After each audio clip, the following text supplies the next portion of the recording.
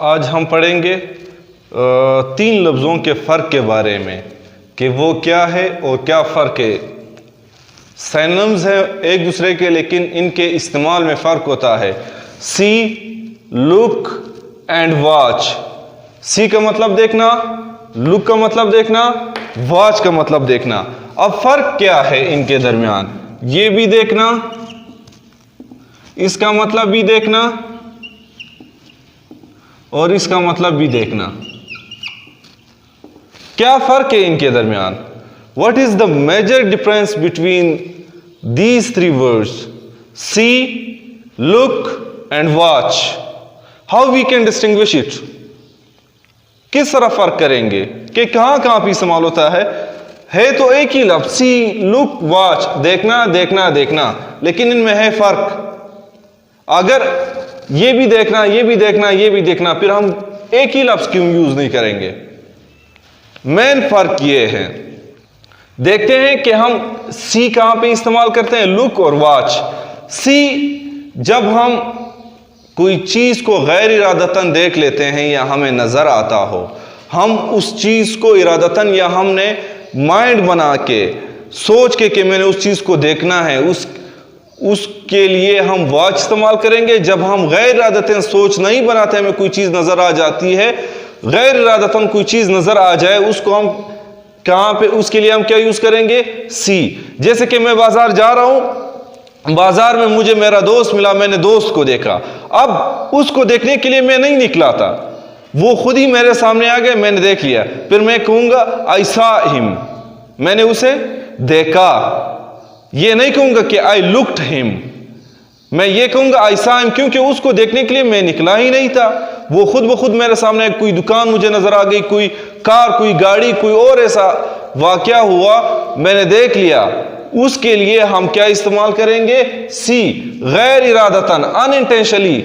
When we see something unintentionally, then we use the word see. फिर हम क्या इस्तेमाल करेंगे? सी।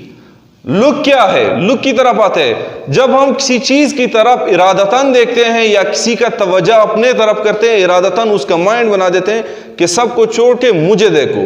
फिर मैं उसे कहूंगा लुक एट मी, ये नहीं कहूंगा सी एट मी या वॉच मी, नहीं, उसको मैं कहूंगा लुक एट मी।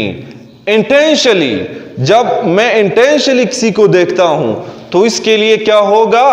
फिर हम इस्तेमाल करेंगे लुक, इरादतन। I am looking to you, मैं आपको देख रहा हूं। ये अब क्या हो गया है? यहां पे हम इरादतन किसी को देखते हैं, इरादतन। वहां पे गैर इरादतन था, इरादा करके, intentionally we look to someone. अब वॉच क्या है? ये भी देखना है। इसका मतलब कहां पे इस्तेमाल करते हैं वॉच? जब हम किसी चीज से एंटरटेन हो रहे हो या किसी स्क्रीन पे कोई चीज हम देख रहे हो, उसके लिए हम वॉच इस्तेमाल करते हैं।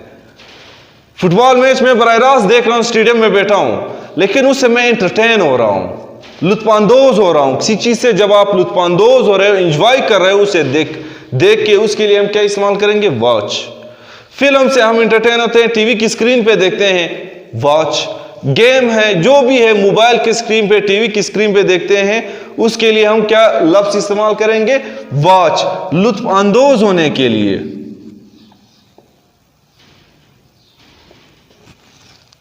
होप आप लोगों को समझ आ गया होगा सी, लुक और वॉच के दरमियान जो खास फर्क है वो आपको समझ आ गया कि कहां कहां पे हमने इसको इस्तेमाल करना है। आज के लिए इतना ही। कोई क्वेश्चन हो तो पूछ लें।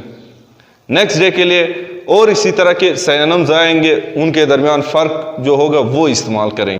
आज हम दो अहम वर्ब हैं, उनके दरमियान फ़र्क को पढ़ते हैं, वाज़े करते हैं कि इनके दरमियान फ़र्क क्या है। फ़र्क पढ़ते हैं वो कौन सी चीज़ें हैं। एक हमारे पास से और एक है टेल। इनके दरमियान फ़र्क क्या है? से का मतलब कहना, टेल का मतलब बताना। अब हम परेशान हैं कि हम इसको कहाँ इस्तेमाल करेंगे।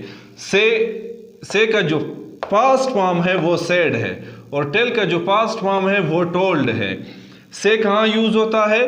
To express something when the listener और रिसीवर इज नॉट मेंशन।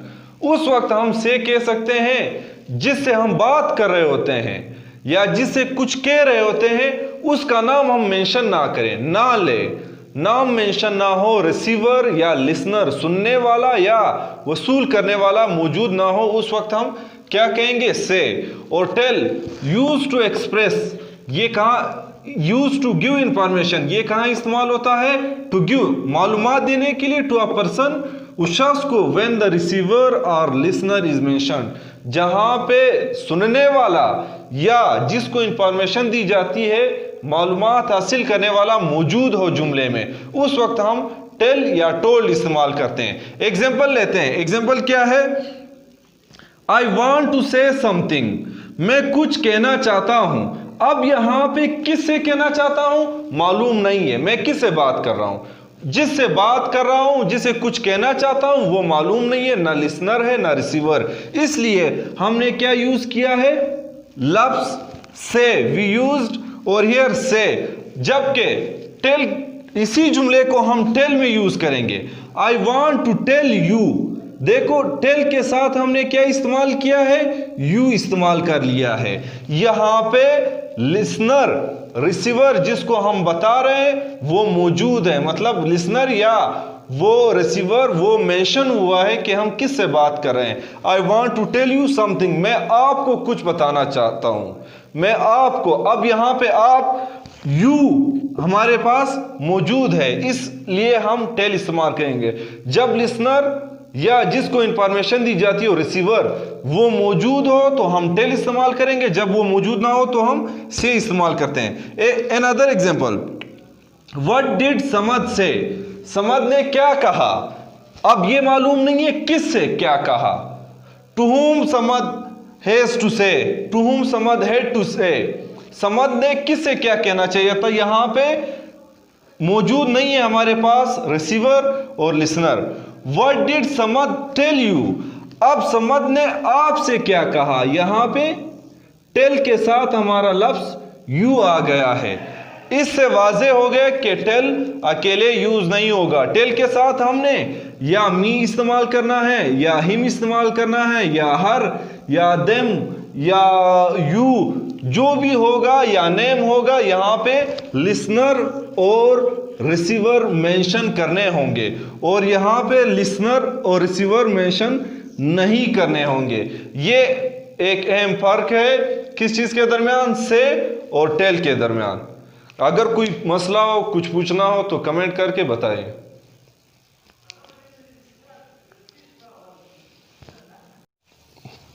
बिस्मिल्लाहिर्रहमानिर्रहीम।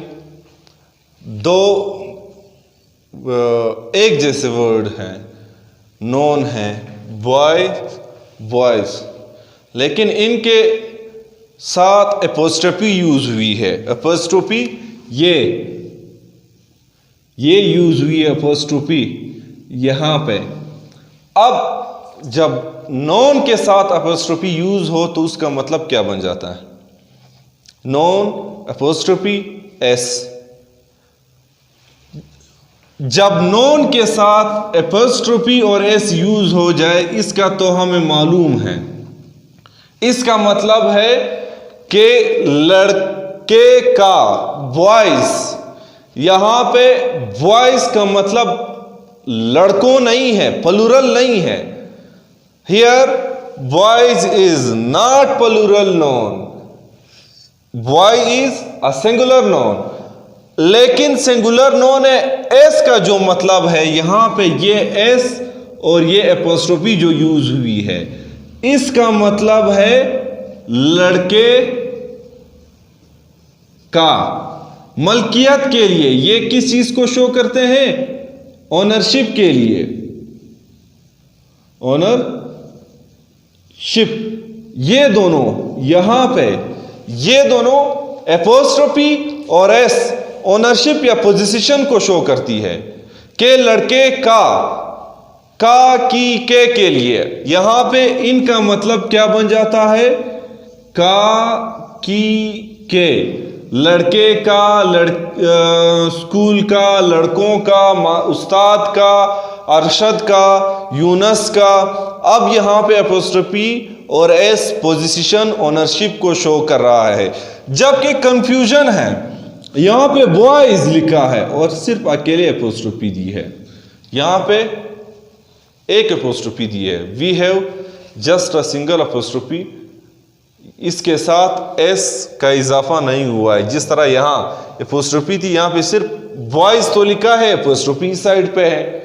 फिर इसका क्या मतलब बनेगा? जब एपोस्ट्रोफी इस साइड पे हो तो इसका मतलब क्या होगा? वहां पे तो का की के थे, इसका मतलब ये बनेगा कि लड़कों का, क्योंकि बॉयज ऑलरेडी हमारे पास एपोस्ट्रोफी के बगैर बॉयज का मतलब है लड़कों का। अब जब ऑलरेडी बॉयज का मतलब है लड़कों,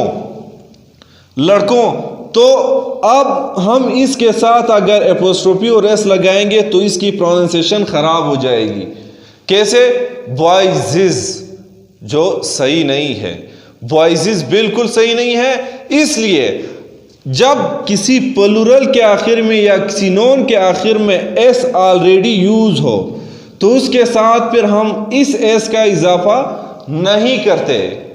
we don't add another S with a plural noun when we are showing position with the known.